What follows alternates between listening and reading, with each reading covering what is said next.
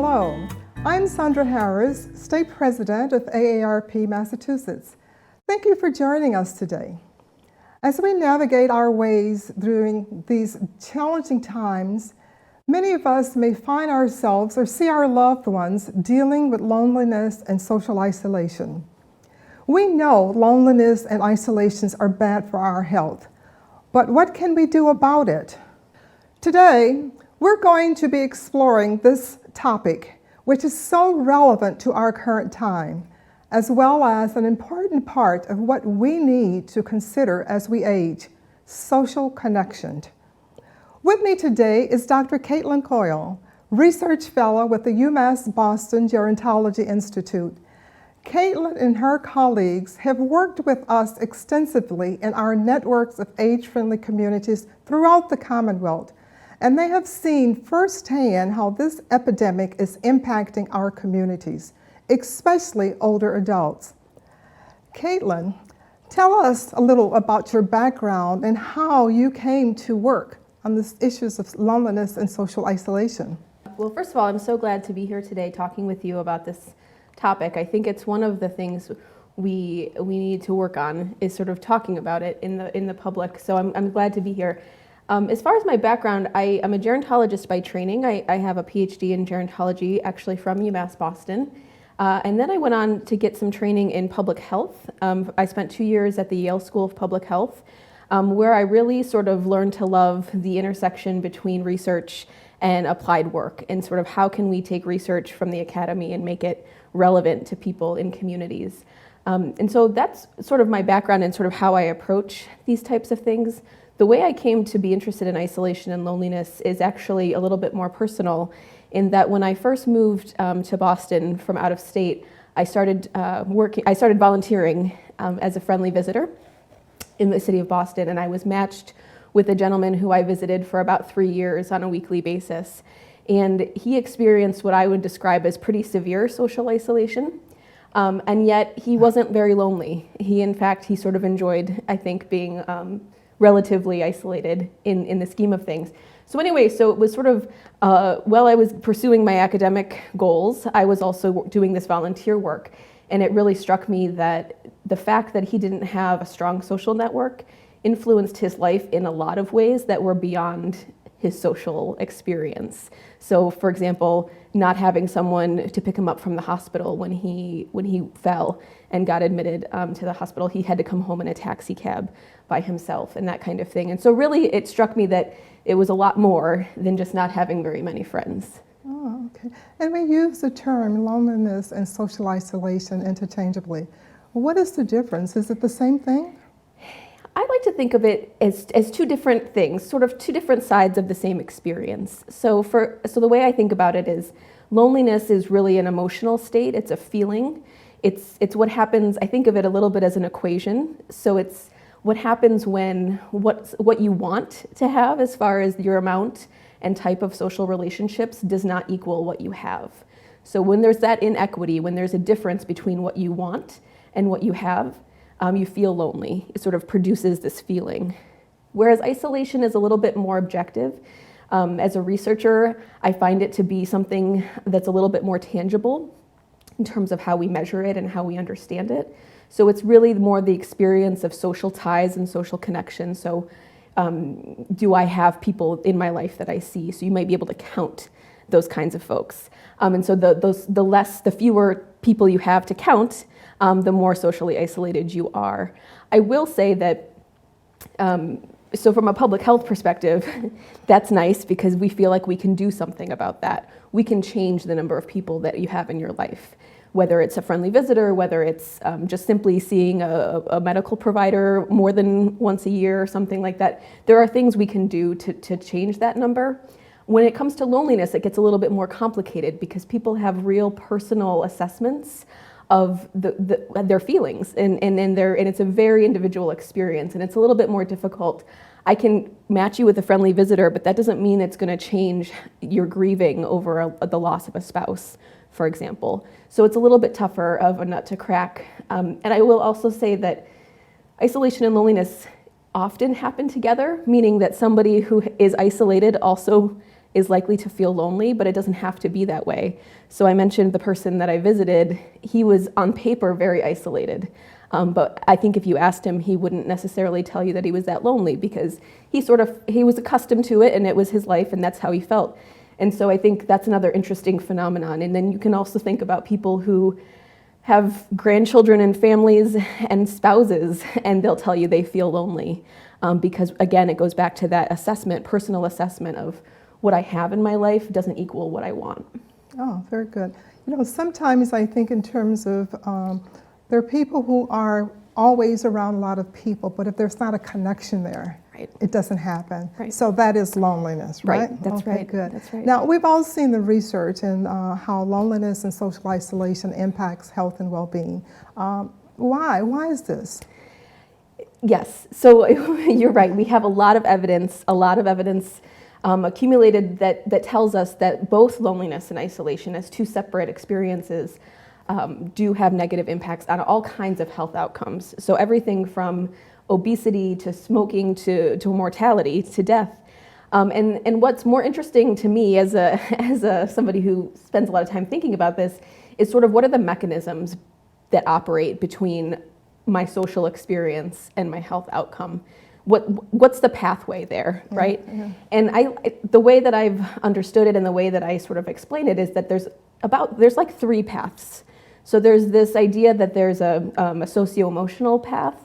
So this, again, it's this idea that if I'm isolated and I have negative thoughts about that, or I feel bad about that, it causes stress and distress. And we know that stress and distress have chemical reactions. Our bodies have chemical reactions to that are bad for our health.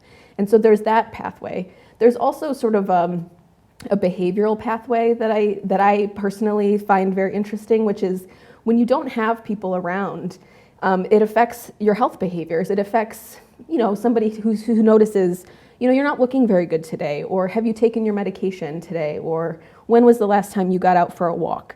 If you don't have those kinds of people to check in or to just sort of read your physical cues, that can have a real impact on your health. And it also has a more sort of, tangible path, which is that, do you have a ride to the doctor? Do you have someone to go with you? That kind of thing. And so if you lack those sort of cues, that can have a negative impact on your health as well. And then there's just simply the physiological pathway, which is a little bit more, is similar to the socio-emotional idea that if you don't have the people around to sort of buffer against stress, then you're more prone to stress. And it's similar in terms of that physiological response, which again is about stress. If I don't have somebody around to sort of make me feel better when I'm sad or stressed or worried or dealing with a hard situation, that's going to cause stress as well. So, Dr. Coyle, what do we do about this? How do we address this?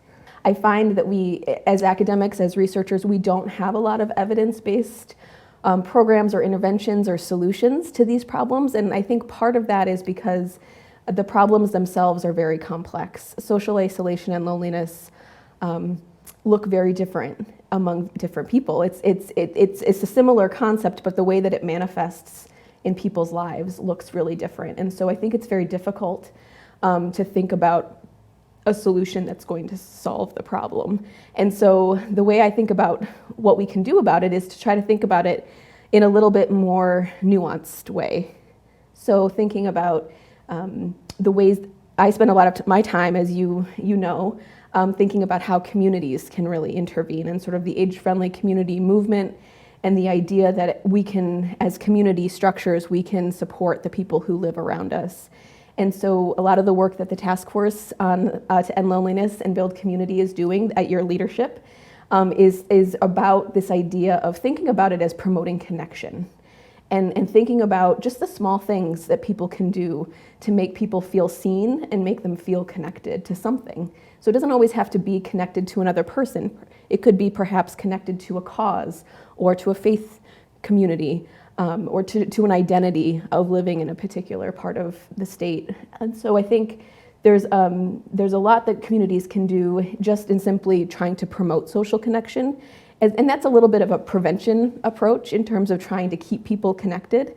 And so there's that. And I also think that when it comes to some of the more severe cases of isolation or acute types of isolation, communities are often really worried about some of the folks in their community. They know that they're there, they know they live alone, they know that they're at high risk for all kinds of crisis situations. And a lot of communities, I think, really struggle to think about what they can do to support those folks. And I think for me, and what I tell those communities and those people who care is that sometimes all we can do is know about them and know they're there, and make sure that they have information that they can, they know who to call on if they should have an emergency. But again, going back to that experience, some people, they're just loners, or they just don't, for whatever reason. I mean, people did not wake up one day and were totally socially isolated. It's a process, it happens over time. I would argue that it's a spectrum of experiences. And so that's really hard to think about. That's somebody's life course has led them to this situation. And so to think that we can fix that, sometimes I think that's too tall of an order, and we have to really meet those people where they are and say, we want to support you in your decisions and in your choices, however that looks. Okay, good. You will remember that it was over a year ago when we began to see a lot of what was happening in the local communities, especially our age-friendly cities, towns and communities. And we, AARP, called together a group of partner organizations and thought leaders in the field to create this task force to end loneliness and social isolation. You and your colleagues have been really instrumental in helping us to facilitate our conversations with the communities, as well as guiding us in terms of developing resources that we can give back to the community. Tell us a little bit more about that work. Sure, yes. So I think my contributions to the task force and my involvement in the task force has been one of an opportunity for me to sort of point out the fact that we have this immense body of academic literature that points to the problem. It describes the problem. We know these situations of isolation and loneliness exist. We know they're bad for people's health for a number of reasons.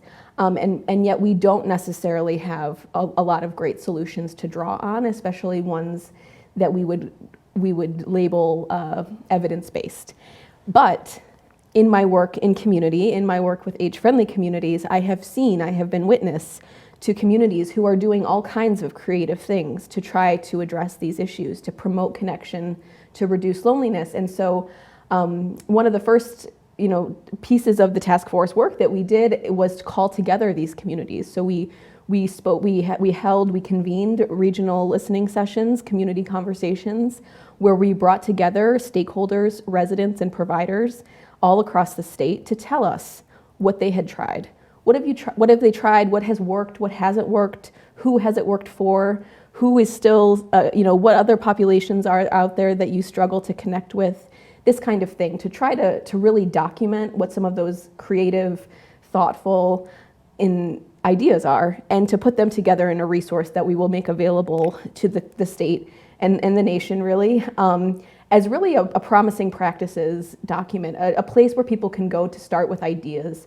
So it's not an instruction manual, but it's really the seedlings of ideas that we hope will really inspire communities to get out there and try things and to take this issue on. Because I think one of the things I hate to see is because it's a complicated issue, because it's such a personal experience, it can be, I think, frustrating for communities to feel like they can't make a difference, that they can't make a dent in this really pervasive and important problem. And so my hope is that this resource will be something we can offer them to say, here are some ideas, here's where to start, here's how to get started and to try something, so that they're not quite as overwhelmed with the complexities of the situation. Okay. One of the things that I was not surprised to hear or see from your findings was that there is really a lack of public awareness, and that there's a stigma around loneliness and social isolation. Yeah. So what are we doing about that? Right. That is a really important aspect of all of this work, Sandra, and I'm so glad that we as a task force, we were able to recognize that in the work that we did, and we responded to it. I mean, the task force, as you know, is putting together a public awareness campaign. that's really around this idea of reaching out. So really the campaign is called Reach Out Massachusetts. And it's really highlighting this idea that we all have power to do something to help this cause. And it's simply to reach out, to wave to a neighbor, to smile at someone in the grocery store, to compliment someone, to really just remind ourselves that we're all in this world together. And I think that's going to be a really powerful way to get the conversation started. You know, we talk in public health about mental health and behavioral health and physical health. And I think it's time we start talking about social health. You know, we know this is a problem. We know this has negative impact. And yet the same way that I think about how many times I go to the gym in a week, I should be thinking about how many times have I called somebody or talked with somebody just for social reasons in a week. And I think if we start to encourage people to reflect on their own experiences, we can really start to make a difference at a granular level, you know, the individual and the community level. And so that public awareness campaign, I think, is going to be a really powerful way for us to get the conversation started. Great. Is there any lasting message that you'd like to leave with the audience today? Oh, that's a lot of pressure. I think I would leave the audience with saying, you know, reach out. That would be my message, which is that we all have the power to make someone feel connected today. And if we take a minute and do that, it not only makes someone else feel good, but it makes us feel good. And that's a contagious thing that we want, a good contagion that we want. And so I would just encourage folks who are listening to do whatever you can to reach out. Thank you, Caitlin. Thank you so much for being with us today and for all you and your colleagues at UMass Boston do on a daily basis to make a difference in our communities. Oh, thank you, Sandra. Okay. And thank you all for joining us. We invite you to reach out on Good Neighbor Day, September 28th. Make a connection with a family member or an older adult living alone. Then let us know at #ReachOutMA. Remember, it's the little things that matter. And for more information, visit us at aarp.org/reachoutma. Thank you so much.